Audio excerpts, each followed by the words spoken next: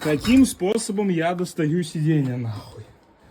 Я разорвал ковер. Я вырвал, блядь, все вырвал. Раскачками, нахуй. Все болты. Но я вырвал это ебучее сиденье. Блядь, это пизда. Там все болты закисли. Ничего не выкручивается. Гайки слизываются, спилить никак. И я просто вырываю все это дерьмо. Это пиздец.